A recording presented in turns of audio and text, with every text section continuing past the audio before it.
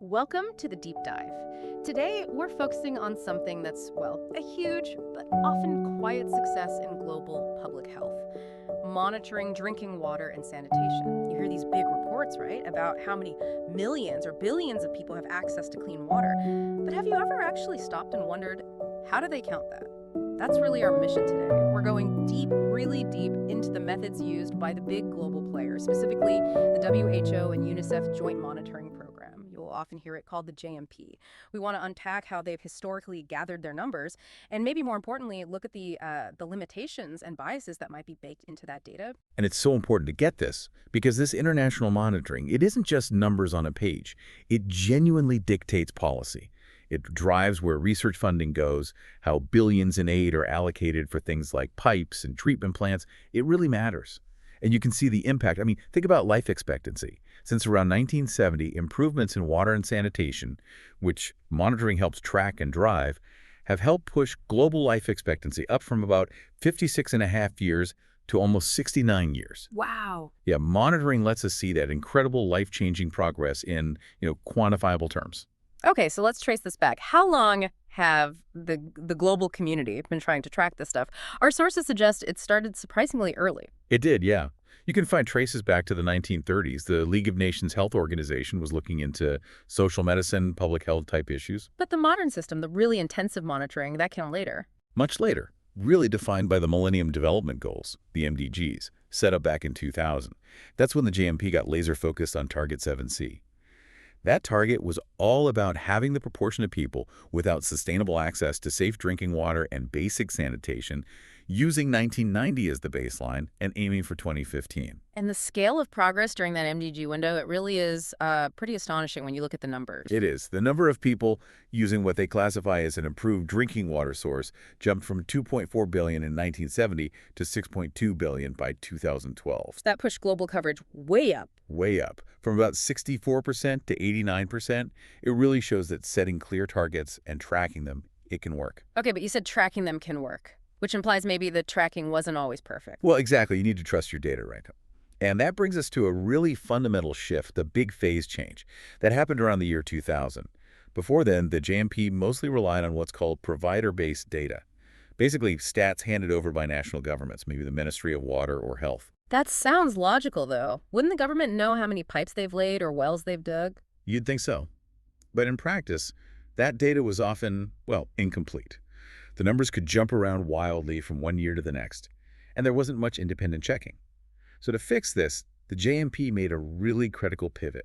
They moved to user-based data. User-based, meaning asking people directly. Precisely. This new approach relied heavily on huge national censuses, but also these large-scale household surveys. You've probably heard of them: UNICEF's IMIC surveys, multiple indicator cluster surveys, and the USA Demographic and Health Surveys, the DHS.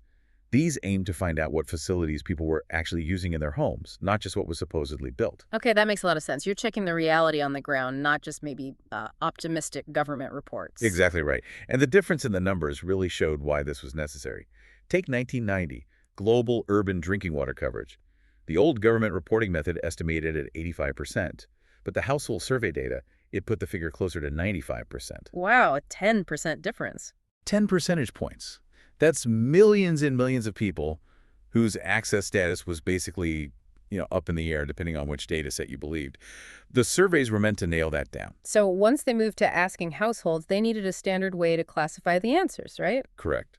That led to the core JMP categorization system.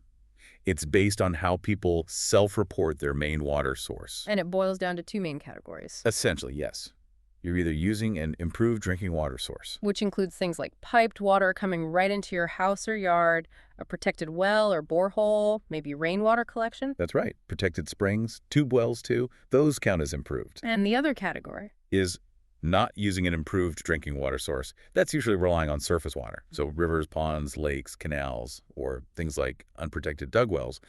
And importantly, water from tanker trucks is generally not considered improved in most places because the risk of contamination during transport and handling is just too high. Okay, so we have the data source household surveys and the basic categories improved versus unimproved. Now, how do they get from country surveys to A single global number. This is where it gets complicated, I imagine. It does. This is where the statistics come in and also where some of the real methodological limitations start to surface. The main tool they use, according to our sources, is a type of regression. Yes, ordinary least squares linear regression. Essentially, for each country, they plot the available survey data points for coverage over time, and then they draw the mathematically best-fitting straight line through those points to estimate the trend and fill in gaps between survey years. A straight line. Okay, hold on. Does progress in water access actually happen in a straight line? Intuitively, that feels wrong. Your intuition is spot on. That's the first major critique, linear regression bias. If you look at how coverage actually extends in most places, it doesn't follow a straight line. It typically follows an S-shaped curve.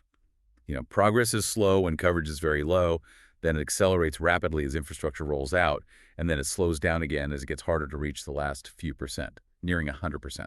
So they're using a linear model for a naturally nonlinear process. That seems like a built-in error source.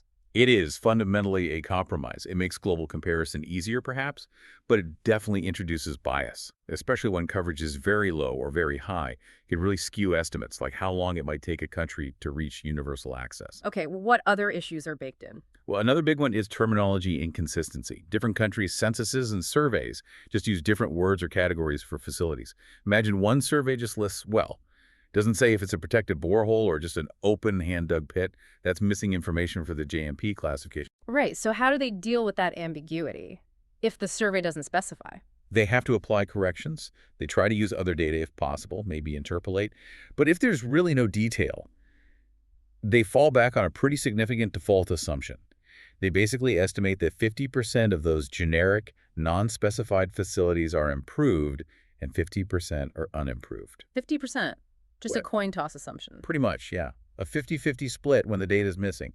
And think about this. As of 2012, this kind of adjustment, this 50% guess, had been applied to surveys in over 100 countries. Over half the world's countries relying in part on a 50-50 guess. That feels like a major vulnerability in the global numbers. It certainly adds a layer of uncertainty, absolutely. Then you've got data exclusion bias. Meaning the surveys might miss people. Exactly. Censuses and household surveys, just by how they're designed, can sometimes miss or underrepresent certain groups. Think about people in very remote areas, or maybe informal settlements, slums on the edge of cities. These groups often have the lowest access rates. So if they're undercounted in the surveys, the national average coverage gets artificially pushed up. It leads to an overestimation of coverage. Okay. And there's a human element too, right? People maybe not wanting to admit their real situation. Yes, the social bias factor, sometimes called courtesy bias or socially desirable responding. This is thought to be a bigger issue for sanitation than water. Someone might be embarrassed to say they don't have a proper toilet or that the one they have isn't functional. So they might tell the surveyor they use an improved latrine even if they don't. Leading to another potential overestimation, particularly for sanitation figures. Correct. And one more key assumption, the single source assumption. The JMP method basically assumes each household uses one primary water source for everything, all year round. Which isn't always true, is it? I know people who use tap water for drinking, but maybe river water for washing. Or their main source changes seasonally. Precisely. Many households, especially rural ones, rely on a portfolio of water sources. Maybe a well in the dry season, rainwater in the wet season, perhaps a community tap sometimes. The JMPs focus on a single primary source, simplifies the reality, and can miss crucial details about water access, reliability, and seasonality. So it's clear the move to household surveys was a huge step forward, but the current system, relying on this improved definition and linear trends, it gives us a baseline, but it misses a lot. A whole lot. And arguably the biggest gap, the most critical missing piece, is water quality. Right. Just because a water source is improved like a piped tap or a covered well, that doesn't actually guarantee the water coming out is safe to drink. Not at all. Numerous studies show that many sources classified as improved are actually contaminated, often with fecal bacteria, sometimes with chemicals. The JMP definition is about the type of infrastructure, not the quality of the water itself. Is there anywhere they do try to factor in quality? There's one really prominent exception, Bangladesh. Because of the widespread, severe arsenic contamination in groundwater there, the JMP makes a specific manual adjustment. They actually reduce the percentage of households counted as having an improved source by 13 points, purely to account for that known chemical safety hazard. So they can do it, but they only did it for arsenic in Bangladesh. It seems so. It highlights just how complex and data-intensive it would be to apply water quality testing results consistently across all countries and all surveys. That Bangladesh adjustment is sort of the exception that proves the rule. And beyond water quality, what else is missing from these standard metrics? Quite a bit still. The current methods don't really dig into equity of access. They give us urban versus rural, but not usually breakdowns by, say, ethnicity or income level or gender within households. Who carries the water? How far do they walk? That's often missing. Affordability isn't tracked either. Nope, affordability is largely absent. And another big one is extra household settings. The JMP focuses on homes, but what about access to water and sanitation in schools, workplaces, health clinics? That's usually not part of the main coverage stats. Okay, so with all these limitations becoming clearer, especially after the MDGs wrapped up in 2015, there was a push for better monitoring, right, for the Sustainable Development Goals, the SDGs. Absolutely. The SDGs demanded much more nuanced information. There was a clear need to move beyond just improved or unimproved. We needed to understand the level of service people were getting. And that's where this idea of the service ladder comes in. Exactly. The service ladder is the newer approach. It tries to capture different rungs of service quality. So instead of just improved, it might distinguish between, say, water piped right into your dwelling at the top. Right. Versus maybe water piped onto your plot but not inside the house.